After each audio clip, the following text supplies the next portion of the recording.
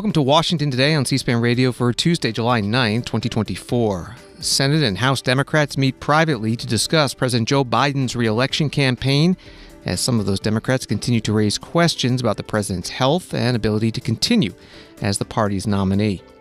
President Biden speaks at the opening of NATO's 75th anniversary summit in Washington. We will talk with Politico's defense reporter Paul McCleary about the agenda, including an expected statement that Ukraine is on an irreversible path to NATO membership. Federal Reserve Chair Jerome Powell tells a Senate committee that the Fed has made considerable progress in bringing down high inflation, and the job market has cooled, and more good data could lead to interest rate cuts. U.S. House passes a pair of bills aimed at the Biden administration's home appliance efficiency rules for dishwashers and refrigerators.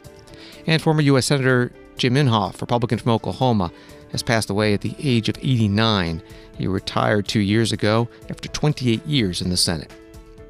An article from Axios reads that President Biden's future as his party's 2024 nominee faces a potentially pivotal test Tuesday when Democratic senators meet for the first time since his disastrous debate performance. And Democrats returning to Washington on Monday made clear they have a lot to hash out regarding Biden's future, with several allies in the chamber where Biden served for more than 3 decades raising questions about whether he should step aside. The message from skeptical Senate Democrats to Biden was simple: prove that you're up to the task of defeating former President Trump. The Axios article goes on. The Senate Majority Whip Dick Durbin, Democrat from Illinois, a longtime Biden ally, said the president's debate performance raised a lot of questions. When asked later if Biden will be the nominee, Durbin said, "We'll see." Senator Mark Warner, Democrat of Virginia, who floated a meeting of Senate Democrats over the weekend to discuss Biden's future, said it is incumbent upon the president to more aggressively make his case to the American people. And Senator Martin Heinrich, Democrat of New Mexico, said Biden needs to continue to demonstrate his debate performance was just a bad night.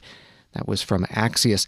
Senator Warner spoke to reporters outside the U.S. Capitol building before the Senate Democrats' private meeting. Most important thing we can do is defeat Donald Trump. If we don't do that, we will set back America a generation. And, I'm looking forward to the chance to talk face-to-face with my colleagues. I tell you, I've had tough campaigns during my time. And, sometimes asking questions, at least in my case, made me a better campaigner. And I think a lot of folks are raising some questions. They need to get asked. But at the end of the day, we got to beat Donald Trump.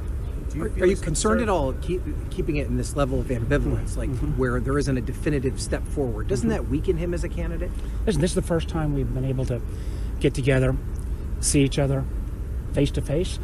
And I think that's really important. And, I got to go head up to the leadership meeting right now.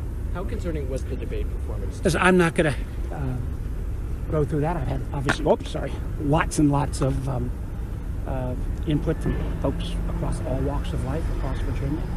And we're going to talk about that. What were your thoughts on his response to reports of you talking to other senators?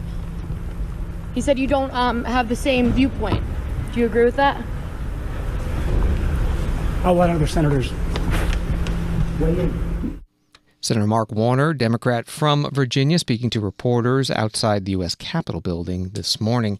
After the regular Tuesday Senate Democratic Caucus luncheon meeting, the Senate Majority Leader Chuck Schumer of New York spoke to reporters.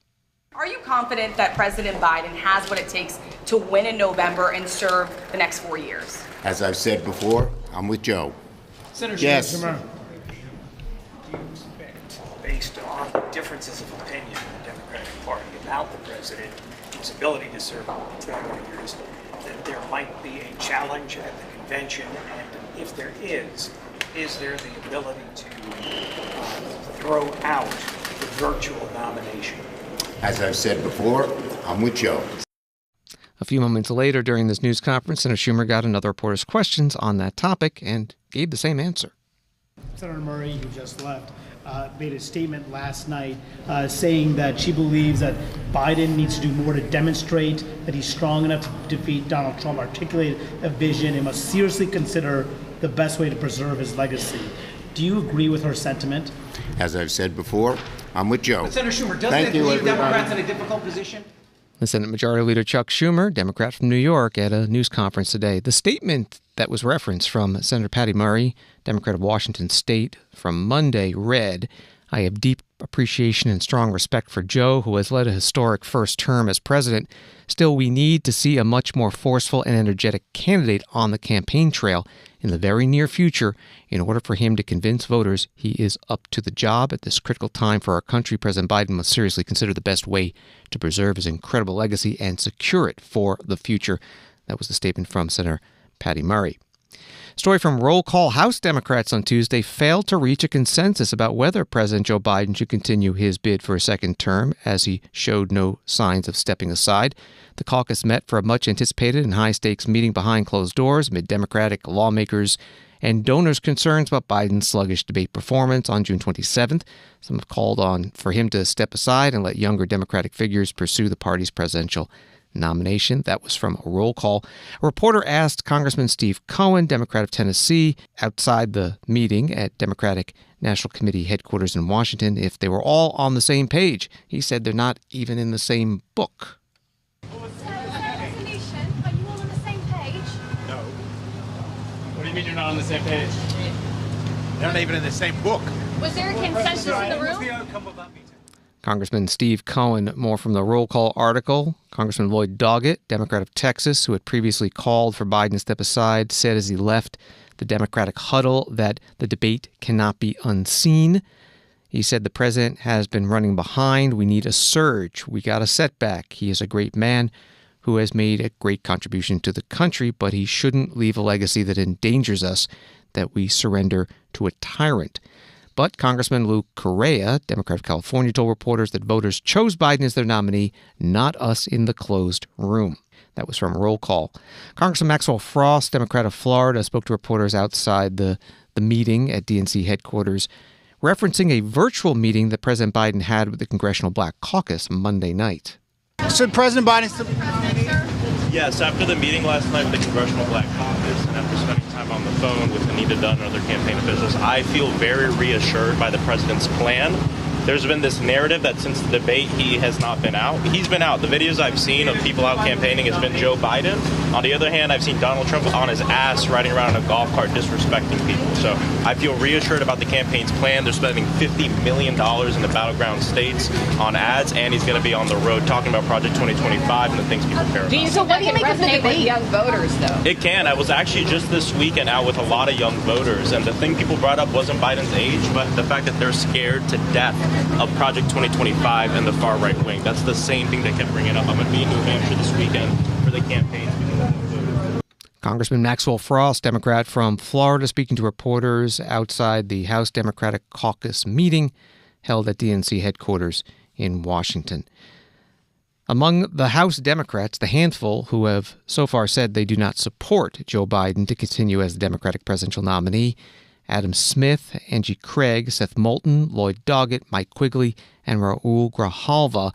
Gerald Nadler, who it was reported over the weekend in a private call said he did not support Joe Biden's continued candidacy, today telling reporters publicly he said he's going to remain in, he's our candidate, and we're going to support him.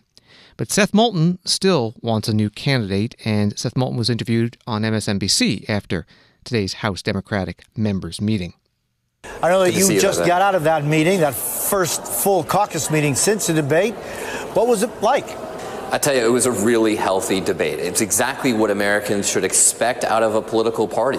Listening to the concerns of our constituents, of voters, debating them in having a really good family discussion about the way forward. I thought it was thoughtful, informative, and very respectful. So it was a good meeting. Anything come out of it? Well, I think a lot of people are looking for a consensus. There's no consensus right now. There were a lot of members who expressed concerns, gave voice to those concerns. There were members who expressed concerns about making a switch and what that would entail. I'm not going to discuss any of the details of the meeting because it was a private meeting, and I think we need to be respectful of other members' views. But suffice it to say, a lot of people are having these discussions in private, even though there's just a few of us who have gone public with our concerns. Yeah, and why is it that you decided to go public with it? Why are you calling for the president to step aside?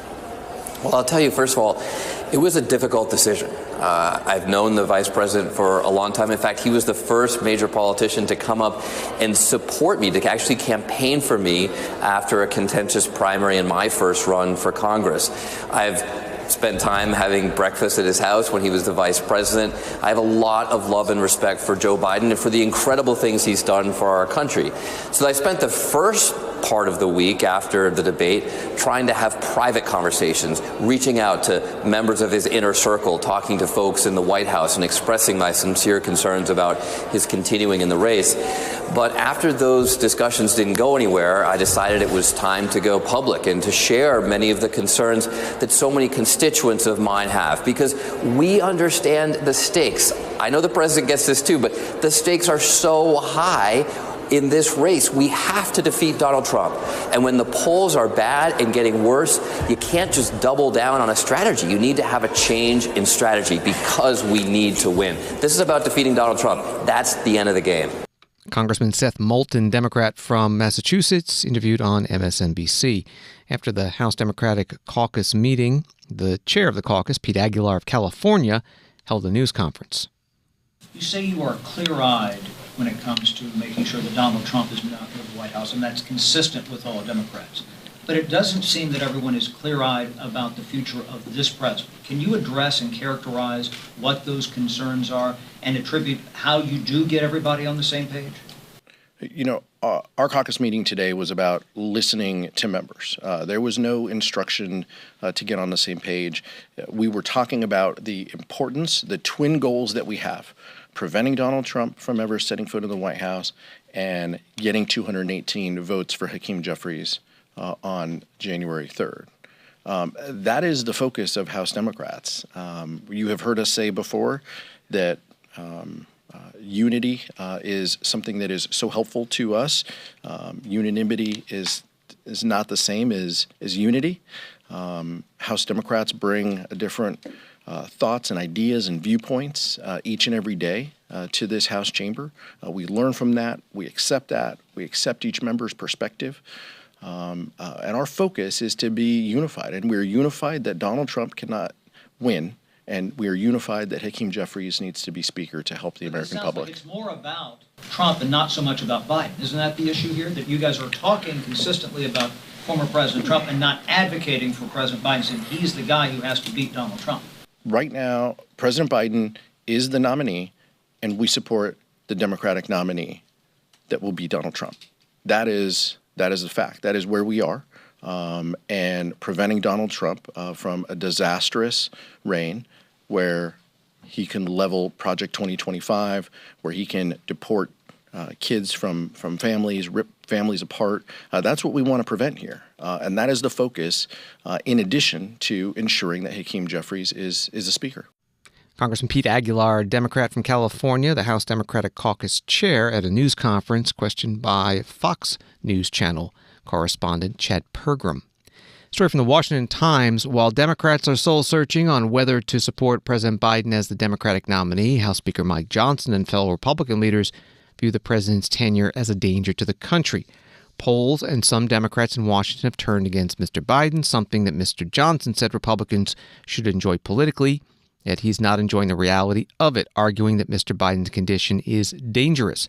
Asked again if he supported Congressman Chip Roy's resolution to call on Vice President Kamala Harris to remove Mr. Biden from office with the 25th Amendment, Mr. Johnson said most Americans and Republicans would agree that it was appropriate for her to take that historic step. That was an article from the Washington Times. By the way, Treasury Secretary Janet Yellen, testifying today before the House Financial Services Committee, was asked by a member whether there has been any discussion about invoking the 25th Amendment of the Constitution. The Treasury Secretary answered no. House Speaker Mike Johnson spoke at a news conference with other House Republicans after their weekly closed meeting on the agenda.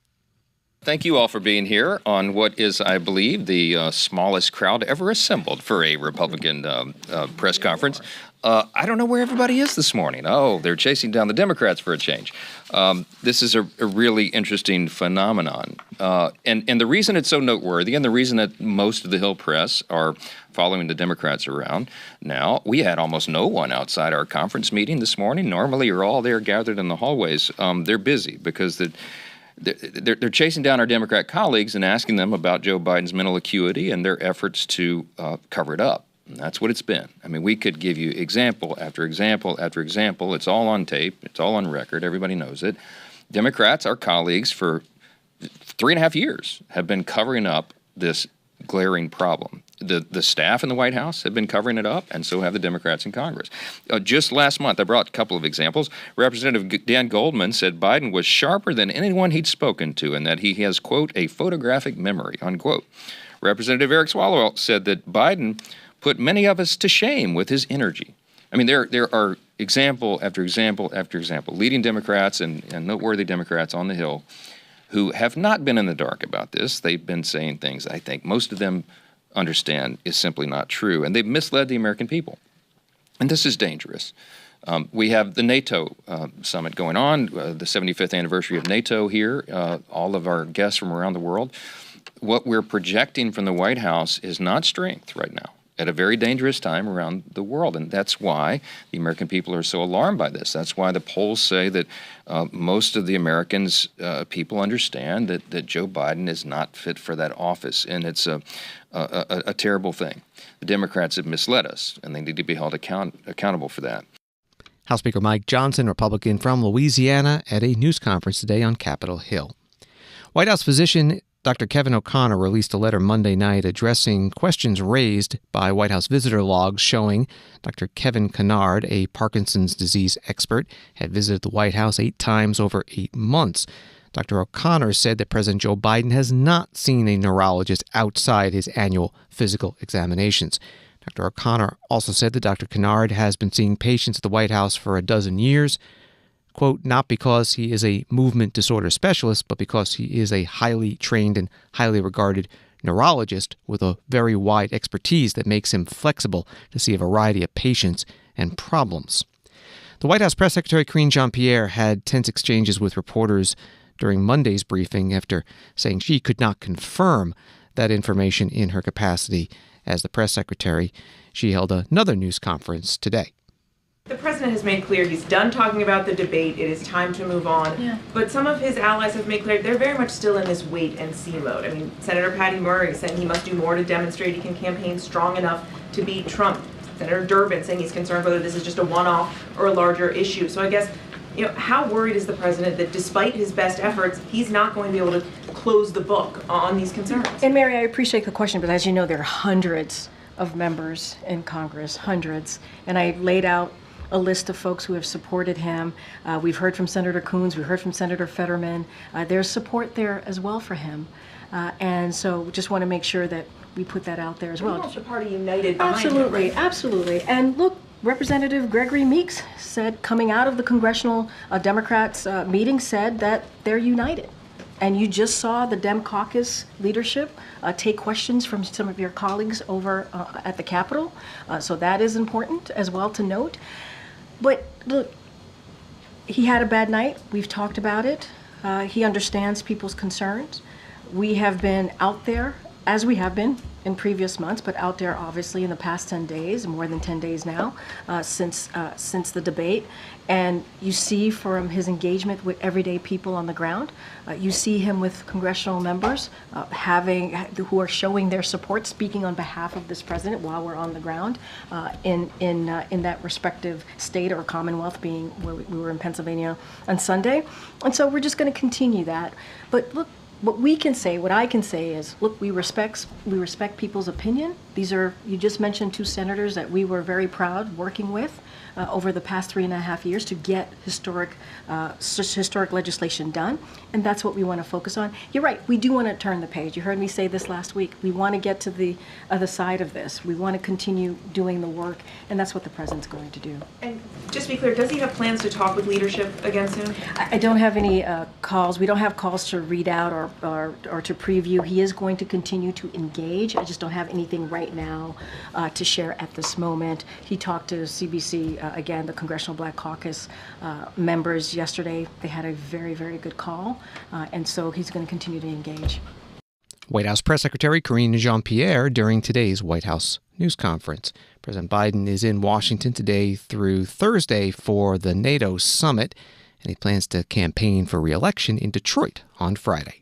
Story from the Hill. The hardline conservative House Freedom Caucus voted to remove Congressman Warren Davidson, Republican from Ohio, from its ranks Monday night after he endorsed the primary challenger to the group's chairman, Bob Good, Republican of Virginia. A member of the group and a source familiar with the matter told The Hill that the conservative coalition voted 16-13 to boot Davidson from the group during their closed-door meeting. The caucus is comprised of roughly 36 hardline Republicans. That was from The Hill. Congressman Davidson putting out a written statement. I am not happy, but very content. Congress will soon be a better place without Bob Good, as will the Freedom Caucus. I'm disappointed that some House Freedom Caucus members, a very narrow majority of those present, viewed my opposition to Bob and support for John McGuire as an attack on them or the group. While that was not my intent, their opposition to me was intended. Nevertheless, God is good and real friendships mend. That was the statement from Congressman Davidson, and reporters caught up with him and asked him for further comment this morning. Can we talk to you about your statement coming out with the House Freedom Caucus yesterday? I don't really have further comment. I sent a statement out this morning. And could you remind us what the statement said? No, you can look it up. It's at vote_Davidson. Do you have any further thoughts about just the tactics of the group in general? Do you think that they're going to change? Congressman Davidson outside the House Republican conference meeting this morning in the U.S. Capitol building. A few minutes later, Freedom Caucus member Ralph Norman, Republican of South Carolina, stopped by that same area where reporters were gathered. I think the way it was done, and like I told, we were very blunt. It was a good discussion. But Freedom Caucus, our mission hadn't changed. I think taking a member, the chairman, out was a blow. I mean, was an intended blow. So, we've got a great group. And members come and go anyway. Some never came to meetings. Some, we've got a lot of issues to address, which is a good thing. Was this the third member to be removed in this Congress? I wouldn't say removed. They take themselves out. Oh, and Congress, who's I don't know the other two. Yeah, Weber was also removed. Who? Randy Weber was also removed. Oh, what's the fourth? Yeah. Well, no, attendance. He didn't meet the attendance. Yeah. If you don't meet the attendance, you can't know what's going on. Is one of the things that Warren Davidson had brought up when he stepped down from the board was that he thinks that maybe there should be more collaboration with other people in other parts of the GOP conference, sort of implying that aggressive tactics like taking down rules was maybe not the best way to go about things. That's his opinion. Now, I think Warren's right on more collaboration. Look, everything starts with the conversation. We're not going to agree on everything. They're free agents. We're all free agents. We do what we think's right. Mm-hmm. And so, but he's right on more conversation is better. Do you think that the sort of thought about what the Freedom Caucus is has changed over the last several years? Not at all. You look at, we're driving a conservative agenda to get to balance the budget, to stop some of the insanity that's going on, particularly as it relates to spending. We've had a good year. It seems like there's less room for dissent within Freedom Caucus. We have honest discussions. I don't say dissent. We have different opinions. We're all business people for the most part, and that's a good thing. You have discussions. Congressman Ralph Norman, Republican from South Carolina, meeting with reporters this morning. After the vote to remove Congressman Davidson from the House Freedom Caucus, Congressman Troy Nehls, Republican of Florida, resigned from the caucus, putting out a statement saying he had wanted to encourage more members to join the caucus, but with tonight's vote, it was clear that is not their objective. He said, I'll continue to support their conservative agenda. I just won't be a member. This is Washington Today. NATO leaders, writes Associated Press, gathering in Washington starting Tuesday plan to shore up transatlantic support for Ukraine in its battle against Russia. But for host President Joe Biden, the summit has become just as much about demonstrating he's capable of meeting the grinding demands of the presidency for 4 more years. Heads of state from Europe and North America are confronting the prospect of the return of NATO skeptic Donald Trump as Biden tries to save his reelection campaign.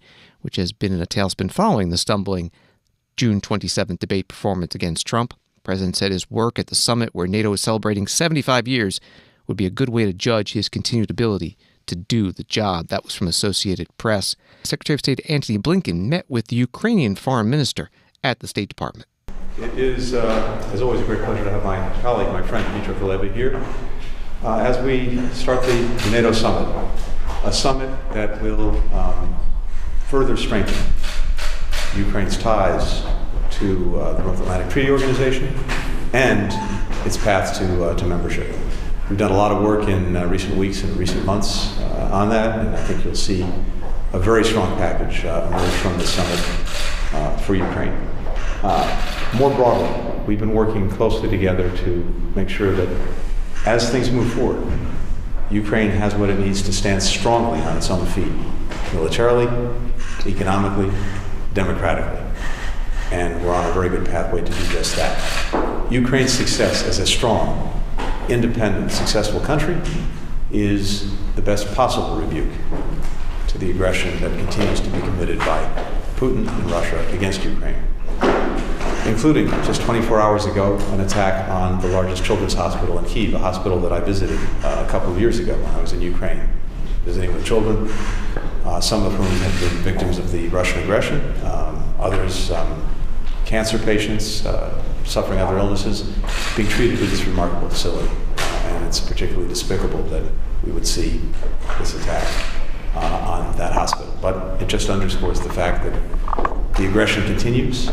Our commitment, and not just our commitment, the commitment of dozens of countries around the world to Ukraine and its defense, that continues, and our commitment to Ukraine's success as a strong country, that continues, and that will be manifested in very concrete ways over the next couple of days at the NATO summit.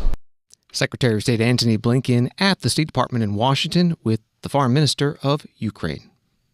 Paul McCleary, Politico defense reporter, is covering the NATO summit in Washington and joins us now by phone. Thanks for being with us. Let's start with Ukraine. Your article at Politico.com says that there's going to be one word that can make all the difference, and that is irreversible. Yeah, that's been what the Ukrainians have been pushing for months. They know they're not going to get an invitation to join NATO at this summit. That's been decided for quite some time. And at the Vilnius summit last year, the last NATO summit, they were kind of expecting an invitation. It didn't happen, and they're a little more realistic now. But what they want is language in the communique that will come out at the end of the summit on Thursday that will say that the ascension of Ukraine to NATO is irreversible. Things are irreversible until they're not, right? I mean, just because that document says that doesn't mean that some future president or any one of the 32 countries in NATO can object to it at a later time, but it does put them at least on a rhetorical path to getting into the alliance, right? I mean, there's going to have to be some reforms. They've done quite a bit on some economic reforms and corruption and things like that, but they have a way to go on some other issues. But to be honest, I mean, militarily and even with politically and some with the corruption issues, they're in better shape than some current NATO members. So they could be a member, but they're fighting a war against Russia. There's Article 5, which says any country that's attacked can call for the whole alliance to come assist. So there's some trepidation within the alliance, especially in the United States and Germany, to actually saying yes to Ukraine joining NATO within the next probably 2 to 3 years, or however long this war goes on. What are the other priorities for the NATO summit when it comes to Ukraine and other issues? Yeah, there's going to be a list of, or a whole host of deliverables for the alliance. Most of them are around Ukraine. One is the irreversible language. Another one is there's going to be a document signed about defense co-production. Sounds very in the weeds, but essentially what it says is that European and American companies are going to collaborate where possible to build new weapons, new systems, new vehicles, things like that, not only for the Ukrainian military, but for their own militaries who have given away tens of billions of dollars worth of equipment to Ukraine over the past 2 years. And it's been slow going. And so this has kind of been on top of the agenda over the past 2 years, there's been very little happening with new contracts to replace a lot of this equipment, with actually money flowing from government. So we're governments and militaries around the world, including the Pentagon, are getting increasingly worried about restocking their own shelves while also helping Ukraine for the foreseeable future. Besides Ukrainian President Zelensky, there are some other non-NATO allied country leaders attending this summit. Who are they and why are they here? Yeah, the South Koreans are here, the Australians are here, and the Japanese are here. They've been at those three countries have been at the last, and New Zealand.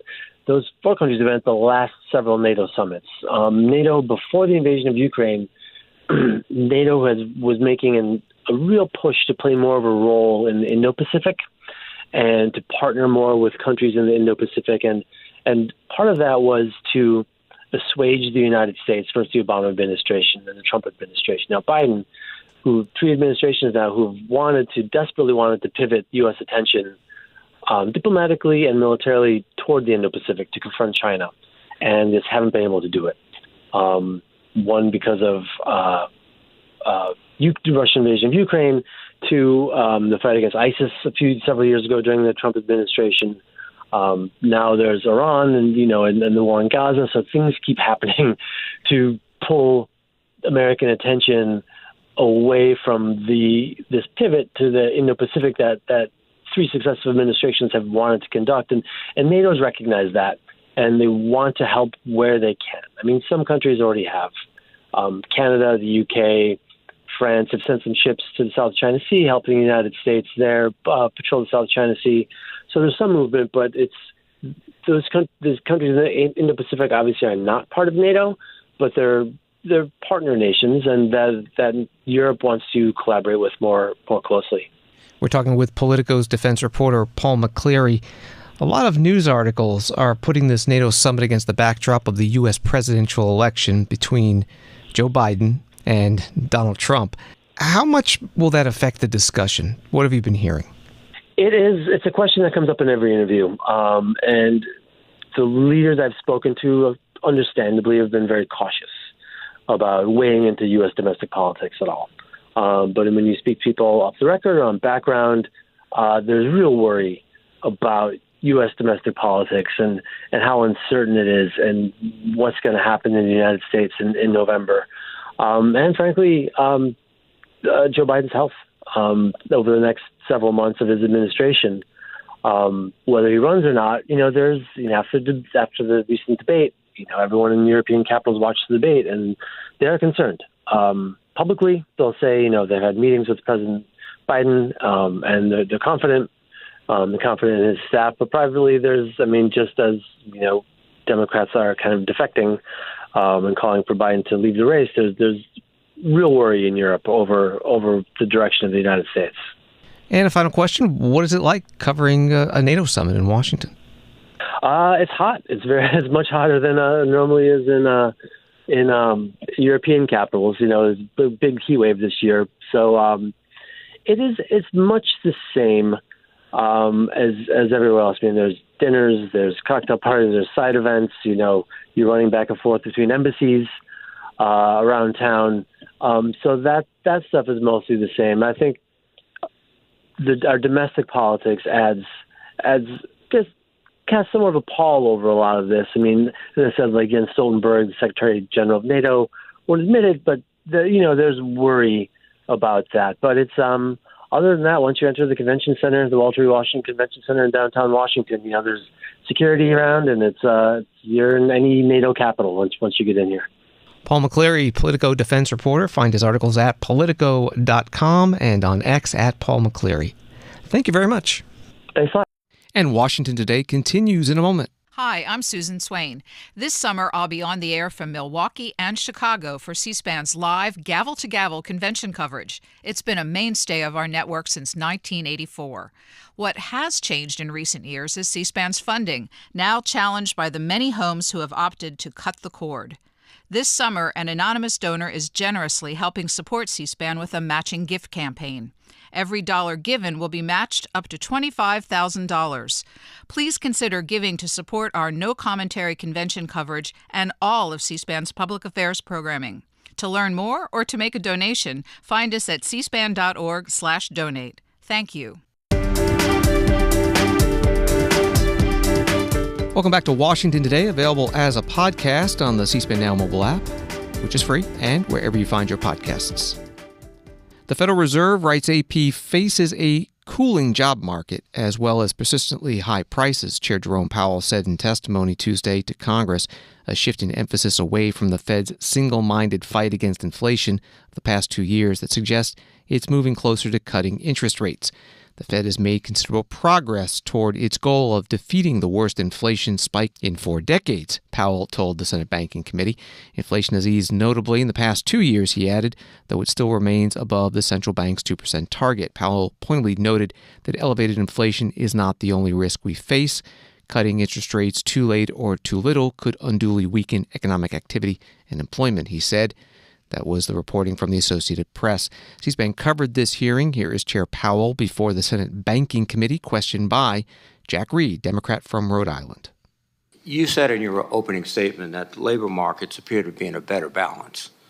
And that's one of the key factors to judge whether interest rates can be raised. I must say I'm concerned a bit that we're not on a very faster track to decreasing interest rates from the Fed, and because of the better balance you cite. Could you comment on that, Mr. Chairman? Sure. So the most recent labor market data do send, to your point, a pretty clear signal that labor market conditions have cooled considerably compared to where they were 2 years ago. This is no longer an overheated economy. This is an economy, as I mentioned in my opening remarks, that is more or less back by most measures to where it was before the pandemic. And that was a strong labor market, but it was not an overheated labor market.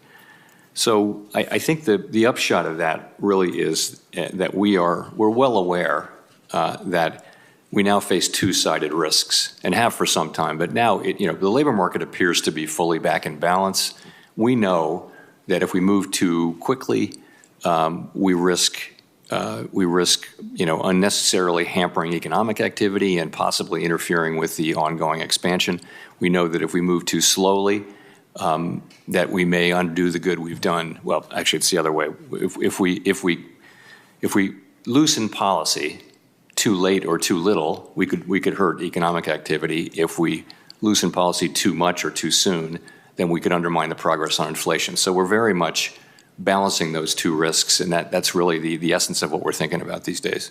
But the direction seems to be going towards lowering interest rates at some point. We would hope that might be a wish rather than a direction. I think if you look at the last summary of economic projections, I guess I would say it this way: it doesn't seem likely that the next policy move would be a rate increase. We don't take things like that off the table, but that does not seem the likely direction. The likely direction does seem to be as we make more progress in inflation and as the labor market remains strong, we begin to loosen policy at the right moment. Thank you. The Federal Reserve Chair Jerome Powell testifying before the Senate Banking Committee, part of his semi-annual monetary policy report to Congress. He'll be before the House Financial Services Committee on Wednesday. You heard questions today from Senator Jack Reed, Democrat from Rhode Island. Treasury Secretary Janet Yellen also gave an optimistic view of the economy and inflation as she testified before the House Financial Services Committee. Here's the question from Congresswoman Nydia Velázquez, Democrat from New York. You recently told Yahoo Finance that you expect inflation to come down, and as we get into next year, you believe inflation will get back to the 2% target, and you do not see the basis for a U.S. recession. Can you explain your expectation and how the policies of the Biden-Harris administration have helped temper the rate of inflation and given you this sense of optimism?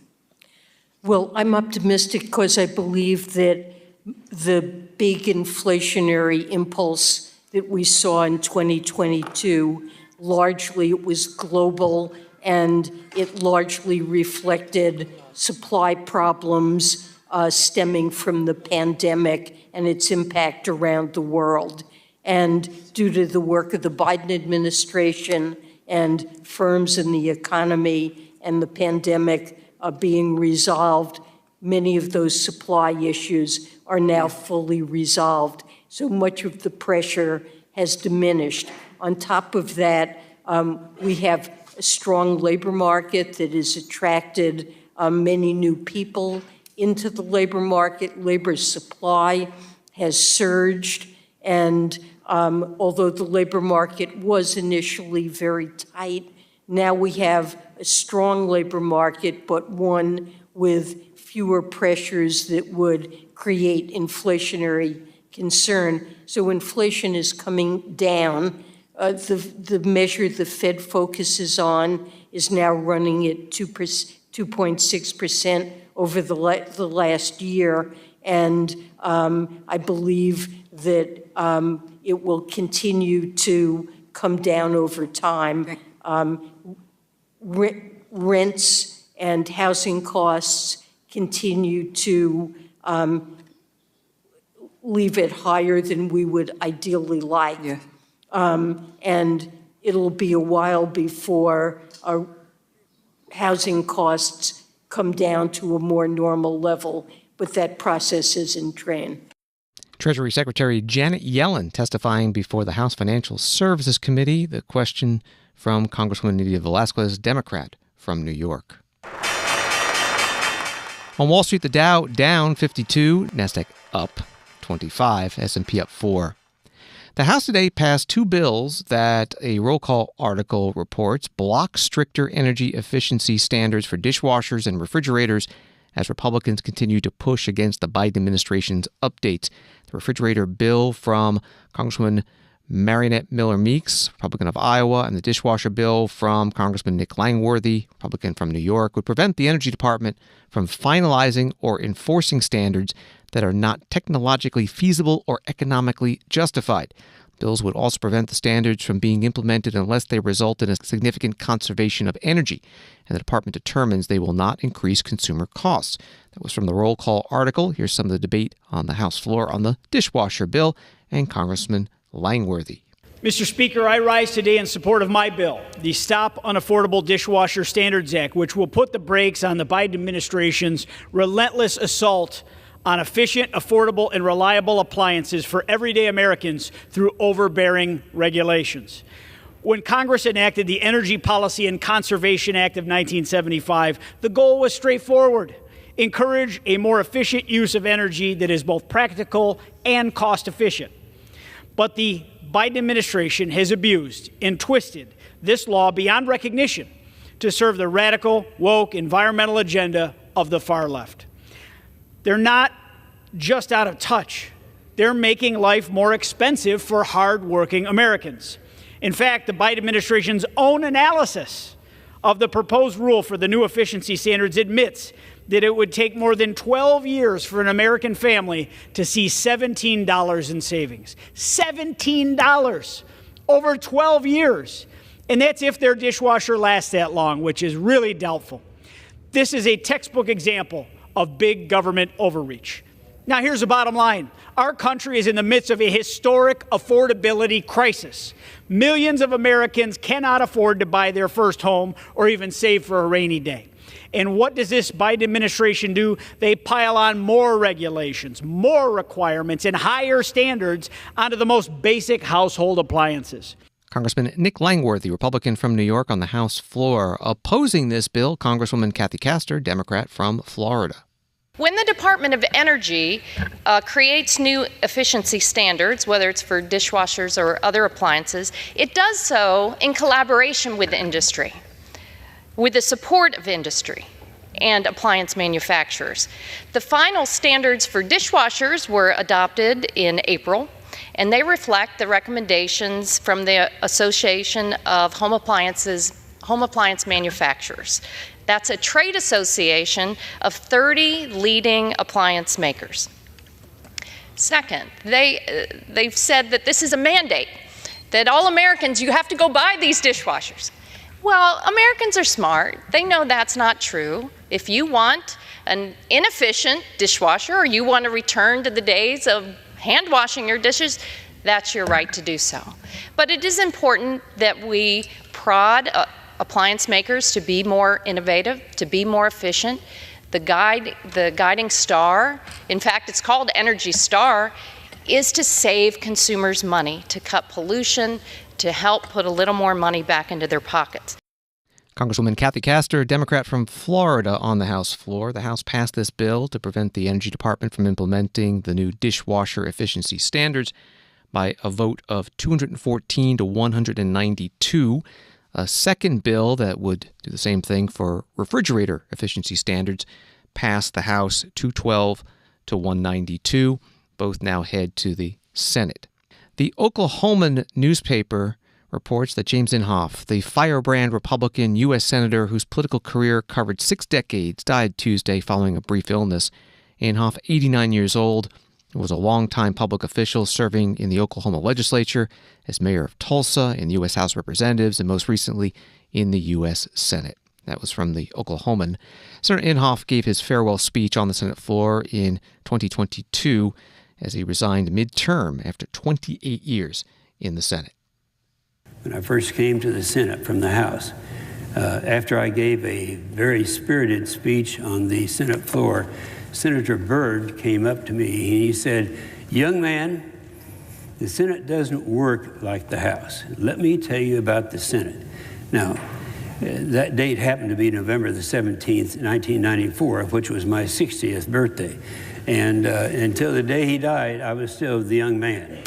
And Senator Byrd explained to me that, and this is something that a lot of the new members who are just being sworn in as we speak, here for the first time, realize that this is one of the major differences.